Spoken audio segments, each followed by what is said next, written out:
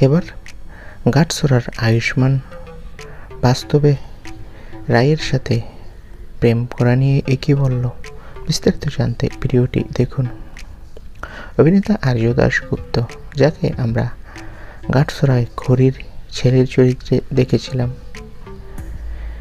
গাটছড়া সিরিয়ালের পর আকাশ আটের একটি সিরিয়ালে তাকে দেখা গিয়েছিল।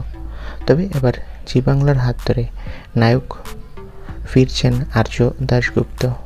জি বাংলা চ্যানেলে আসছে এক মা এবং দুই ছেলের মিষ্টি গল্পের কাহিনী। আর এই সিরিয়ালে অভিনয় করবেন আর্য। তার বিপরীতে দেখা যাবে অভিনেত্রী তানিষ্কা তিওয়ারিকে। সম্প্রতি অভিনেতা তার প্রেম জীবন নিয়ে কথা বলেছে।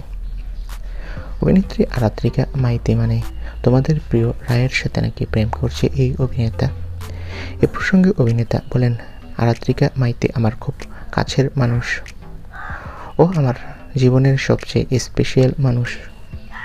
আমরা প্রেম করছি কিনা সেটা আমরা সময় হলেই বলবো।